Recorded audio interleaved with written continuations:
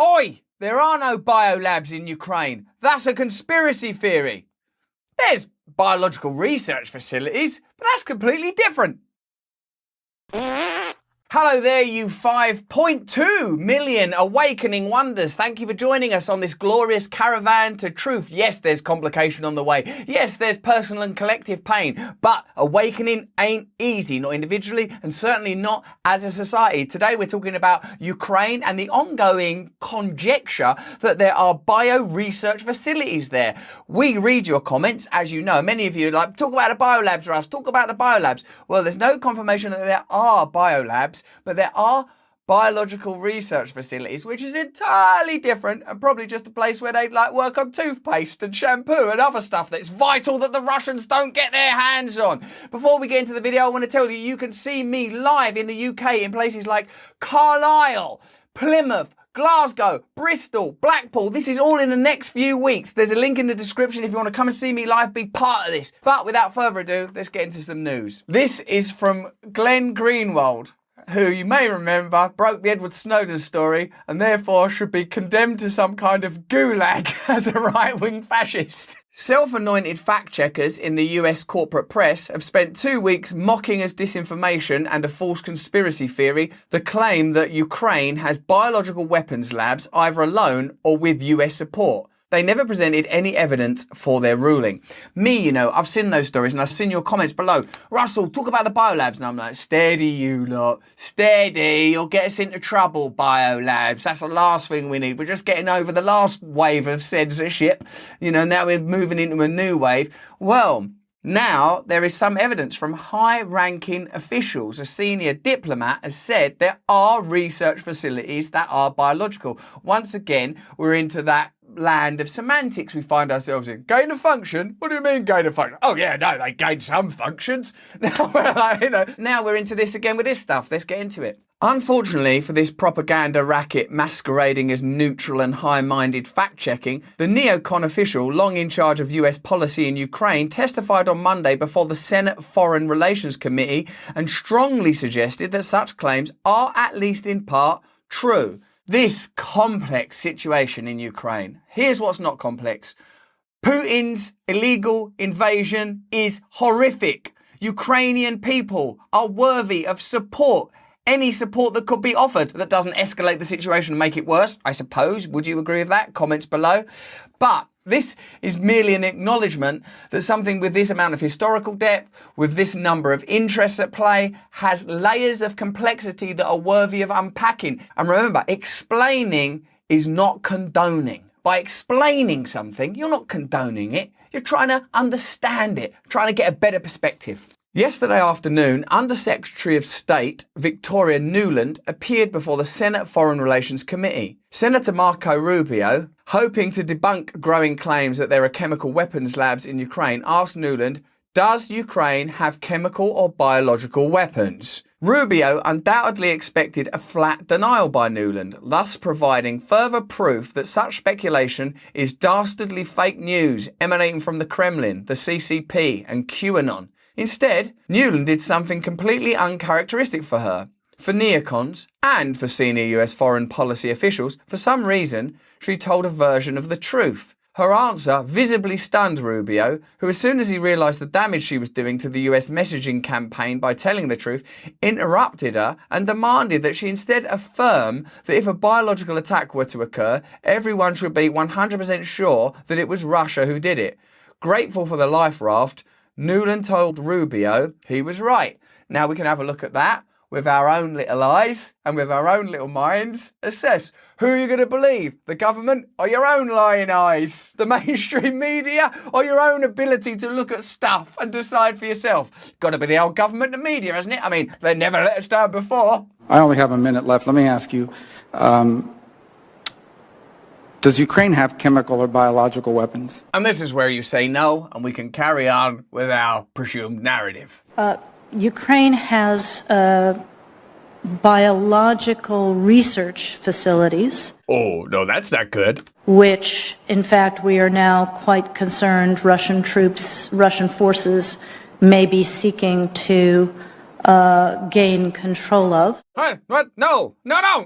Abort! So we are working with the Ukrainians. Pretty sure it's not Ukrainians. The Ukrainians. If you are an Undersecretary for State Affairs, do learn the name of Ukrainians. On how they can prevent any of those research materials from falling into the hands of Russian forces should they approach. So, Russia presumably have got their own scientists, their own laboratories, their own narrative, their own agenda, their own perspective on this situation. Clearly all this is true. So whatever it is that's in that biological research facility, it warrants some concern. They ain't just in there knocking up nail varnish and conditioner. This conditioner, though, actually you don't even have to wash it out. Shampoo, take 2 bottles in the shower. You off your fucking nut? Take 1 bottle in there.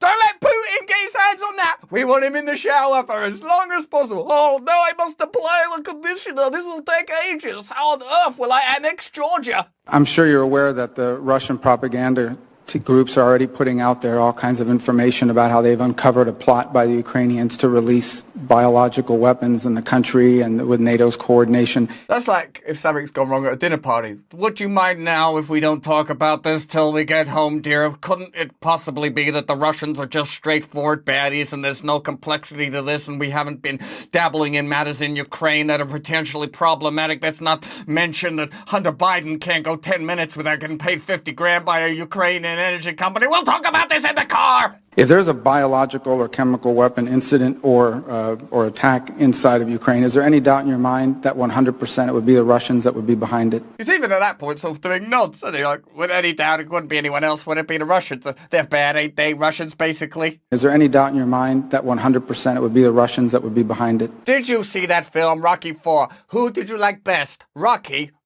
Or that other guy, Dolph Lundgren, the bastard? There is no doubt in my mind, Senator, and it is classic Russian technique to blame on the other guy what they're planning to do themselves. Oh, unlike you lot, you lovely bunch of darlings. Please remember that even though this is a serious subject, we are permitted to apply a humorous lens to expose the ridiculousness and absurdity of the discourse that surrounds it. I'm certainly not making light of the tragic plight of people directly affected by war. We honour them with truth. Nuland's bizarre admission that Ukraine has biological research facilities that are dangerous enough to warrant concern that they could fall into Russian hands, ironically constituted more decisive evidence of the existence of such programs in Ukraine than what was offered in 2002 and 2003 to corroborate US allegations about Saddam's chemical and biological programs in Iraq. Wow, that's pretty interesting, isn't it? That in itself is a more cohesive and reliable piece of evidence, given that it comes from a high-ranking diplomat, than what mobilised action in Iraq. That's heavy. It should go without saying that the existence of a Ukrainian biological research programme does not justify an invasion by Russia. Right, but it has been said. No one's doing that. So, look, let me know in the comments below if you think we're handling this sensitively enough. If we're getting across to you that we're not making light of the horror that's being experienced by Ukrainian people. Our sympathy could not be stronger. Neither are we neglecting to condemn Putin and the actions of Russia. We are simply trying to understand what's happening and resisting the simplifying propagandist narratives that we're offered elsewhere. Oh, those people are bad. It must be happening because they're bad people. Oh, that's really helpful. Soon we'll have this resolved. With our platitudinous idiocy, we're sure to reach a solution any day now. Let alone an attack as comprehensive and devastating as the one unfolding. No more than the existence of a similar biological program under Saddam would have rendered the 2003 US invasion of Iraq justifiable. But Nuland's confession does shed critical light on several important issues and raises vital questions that deserve answers. And what I suppose Greenwald does by drawing this comparison is helps us to recognise that there isn't a consistent set of values and principles that legitimise war, that legitimise attack. These principles and values shift according to what? According to what? It essentially seems that there's an underlying agenda or set of objectives that are being pursued, and that the values and principles shift to allow that avenue to be accessed. Any attempt to claim that Ukraine's biological facilities are just benign and standard medical labs is negated by Nuland's explicitly grave concern that Russian forces may be seeking to gain control of those facilities, and that the US government therefore is right this minute working with Ukrainians on how they can prevent any of those research materials from falling into the hands of Russian forces. The only reason to be quite concerned about these biological research facilities falling into Russian hands is if they contain sophisticated materials that Russian scientists have not yet developed on their own and which could be used for nefarious purposes, i.e. either advanced biological weapons or dual-use research that has potential to be weaponized. Now, let me point out at this stage that this is pure conjecture. There is no definitive evidence that there are bioweapons being developed, but what there appears to be, according to the video that you just saw with your own eyes, is American concern that the contents of those research facilities could end up in Russian hands. You just saw that.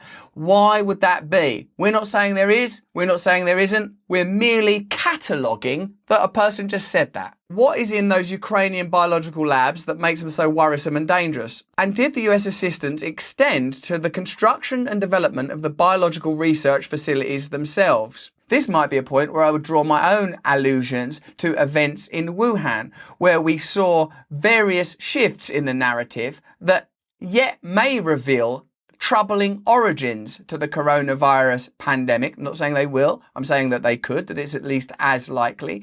And an initial absolute flat denial of any involvement changing to reveal actual evidence of funding. So we should be aware that we're dealing with sophisticated and complex matters where the narrative may alter.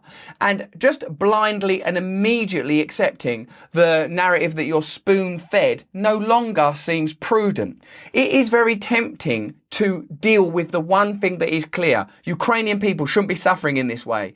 War is wrong. We all know that. But if we just put on the ribbon and stop thinking, we aren't really helping anybody, are we? For all the dismissive language used over the last 2 weeks by self-described fact checkers, it is confirmed that the US has worked with Ukraine as recently as last year in the development of a biorisk management culture, international research partnerships, and partner capacity for enhanced biosecurity, biosafety, and biosurveillance measures. The US Embassy in Ukraine publicly boasted of its collaborative work with Ukraine to consolidate and secure pathogens and toxins of security concern and to continue to ensure Ukraine can detect and report outbreaks caused by dangerous pathogens before they pose security or stability threats. So again, it's a matter of public record that there is work taking place in those areas. I mean, how many times I just say biosecurity, biosafety, biosurveillance? Does sound a bit like bio research labs might be part of it. Then you add the detail that there is concern. This isn't conspiracy theory. This isn't trying to undermine the significance of Ukrainian suffering. This isn't endorsing Putin's actions. I recognise and I understand the temptation that a lot of people have to simplify these narratives. I don't want to think. I don't want life to be complicated. I want mummy and daddy to take care of it. Well, we're grown-ups now and we're going to deal with reality. We're going to accept complexity because otherwise we have to, guess what happens? You end up in a paternal, or in other words you might have heard lately, patriarchal state systems where you yield authority and just you lot handle it. Well, they're not handling it, are they? This joint US-Ukraine biological research is of course described by the State Department in the most unthreatening way possible. But that again prompts the question of why the US would be so gravely concerned about benign and common research falling into Russian hands. If these labs are merely designed to find a cure for cancer or create safety measures against pathogens, which by the way is the sort of thing you should be doing in labs, isn't it? You forget that. What are they doing? Oh, they're just humanising mice. What? Why don't they do something about cancer? No, we've got to get these mice nice and humanised. And also, why would you be? Because, oh no, some harmless research might get into the hands of Russians. What does that matter? Doesn't matter. Why, in Nuland's mind, would it have anything to do with a biological and chemical weapons program in Ukraine? The indisputable reality is that despite long-standing international conventions banning development of biological weapons, all large, powerful countries conduct research that at the very least has the capacity to be converted into biological weapons. The work conducted under the guise of defensive research can and sometimes is easily converted into the banned weapons themselves. Recall that according to the FBI, the 2001 anthrax attacks that terrorized the nation came from a US Army research scientist, Dr. Bruce Ivins, working at the US Army's Infectious Disease Research Lab in Fort Detrick, Maryland. The claim was that the Army was merely conducting defensive research to find vaccines and other protections against weaponized anthrax, but to do so, the Army had to create highly weaponized anthrax strains, which Ivins then unleashed as a weapon. So while ostensibly that anthrax was being evolved and developed in order to create a defense for it, which I suppose is rational, if worrying, in reality what it led to was those materials being turned against the very people that, as usual, the government are saying they offer protection to. This lesson about the severe dangers of so-called dual-use research into biological weapons was relearned over the last 2 years as a result of the COVID pandemic. COVID. Oh yeah, I remember that. That was all the time, a minute ago. While the origins of that virus have not yet been proven with dispositive evidence, though remember, the fact checkers declared early on it was definitively established that it came from species jumping and that any suggestion of a lab leak was a conspiracy theory. Comments below, please. What is certain is that the Wuhan Institute of Virology was manipulating various coronavirus strains to make them more contagious and lethal. Do you want the good news or the bad news? Good news?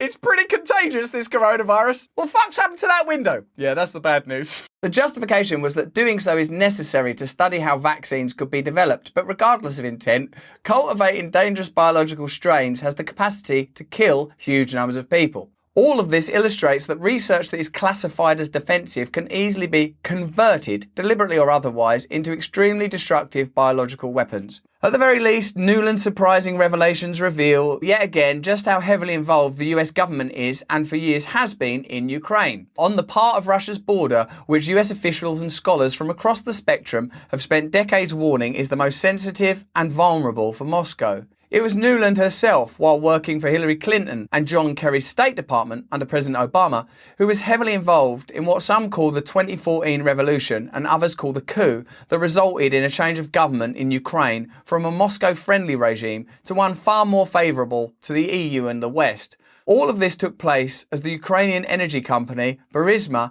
paid $50,000 per month not to the son of a Ukrainian official, but to Joe Biden's son, Hunter, a reflection of who wielded real power inside Ukraine. But you better not talk about that, because that might lead people to like Donald Trump, or at least to observe that, well, what are we protecting here? What are we protecting here? What is this pure political system that we all have to be so defensive of that involves this degree of complexity? Even without me having the legal ability or right to directly condemn anything that's just been described there, involvements in coups, stroke revolutions, taking money from Ukrainian energy companies. It doesn't lead me to believe that on one side we've got a set of really pure interests that should be exempted from criticism and that we should trust blindly and blithely, consistently. And on the other hand, there's just a bunch of baddies, whether it's Donald Trump or people that are circumspect about vaccines or vaccine mandates, or like all of that's just bad and let's just not talk about that. And these guys were just accepting some money from Ukrainian energy companies. Nuland not only worked for both the Obama and Biden State Departments to run Ukraine policy, and in many ways Ukraine itself, but she also was Vice President Dick Cheney's Deputy National Security Advisor and then President Bush's ambassador to NATO. She comes from one of America's most prestigious neocon royal families. Her husband Robert Kagan was a co-founder of the notorious neocon warmongering group Project for the New American Century, which advocated regime change in Iraq long before 9/11. Again, those of you that follow this type of news and these type of narratives will be aware that there are documents that exist where they say, oh, it would be ever so handy if we could change the regime in Iraq. Then 9/11 happens, terrible, horrible tragedy. And then after that, yeah, better raid Iraq. There's no evidence that Iraq are involved, it doesn't matter. And significantly, it's the same set of people. So this is not anti-democrat. She worked for Bush, she worked for Cheney, she works for Obama, she works for... So like, why are we, as Chomsky observes, squabbling in this tiny window of permitted debate? Meanwhile, we're not discussing anything that takes place in the outer reaches of power where all the decisions are actually made. It was Kagan, along with liberal icon Bill Kristol, not Billy Crystal, grow up, who was most responsible for the lie that Saddam was working hand in hand with Al-Qaeda, a lie that played a key role in convincing Americans to believe that Saddam was personally involved in the planning of 9/11. Because we wanted a simple answer, because something terrible happened. People died. There was a terrorist attack. It was awful. I want to do something. I want a response. All these emotions rise up. So what emotions are being elicited now by mainstream news, by government narrative? Bad, bad, nasty, bad, bad. Must do something bad, nasty, bad. Of course something bad is happening. And I pray that a solution is reached. But that solution, if it doesn't take into account the amount of complexity that even an idiot like me can observe is contributing, then it will not be a meaningful or reasonable solution, will it? Putin bad, Russia bad, war bad. Of course, of course, of course. That's at best half the story. That a neocon like Nuland is admired and empowered regardless of the outcome of elections illustrates how unified and in lockstep the establishment wings of both parties are when it comes to questions of war, militarism and foreign policy. So remember, this is not a right-wing or left-wing, Democrat or Republican argument. This is about deep state power, or the consistent power that abides regardless of the meaningless minor fluctuations of electoral politics. As they say, if voting changed anything, they'd ban it. The fact that a member of one of the most powerful neocon families in the US has been running Ukraine policy for the US for years, having gone from Dick Cheney to Hillary Clinton and Obama and now to Biden, underscores how little dissent there is in Washington on such questions. It is Nuland's extensive experience in wielding power in Washington that makes her confession yesterday so startling. It is the sort of thing people like her lie about and conceal, not admit. But now that she did admit it, it is crucial that this revelation not be buried and forgotten. And that will be the temptation, to see this as another complex, nuanced aspect of this evolving situation and to put it to one side and focus on what is tangible and observable. Putin bad, Russia's actions bad. True, not disputing that, not disputing it. But by amplifying it and extracting mitigating circumstance, that affects even the possibility of a solution being reached, doesn't it? Because a solution often involves compromise. Why should we compromise? They're the bad ones. Well, what about all of this? So there is a little bit of room for compromise. There is a little bit of room if the objective is only the preservation and security of Ukrainian people, of limiting the damage and suffering that they undergo. As long as there's no one that would benefit, say, from this being a prolonged conflict, like, I don't know, what, off the top of my head, weapons manufacturers, for example, let's just stick with Russia bad, Putin bad, two things that we can be sure of, and forget the complexity of geopolitics. Let's let mummy and daddy deal with it. Fingers crossed, eh? That's just what I think. You let me know what you think in the comments below. How do you want to see this discussed? Do you trust the mainstream media? Do you think a fact like this is significant? And if this is what we know, imagine what we don't know. If you want to come and see me live, come see me live in Plymouth, Carlisle, Stockton-on-Tees, all sorts of beautiful, great British towns. There's a link in the description. Come have this experience with me. I want to see you there. Please, if you enjoyed this video, have a look at this one or have a look at this one. Sign up to my mailing list if you fancy it so I can stay in direct contact with you. Most of all, though, stay free.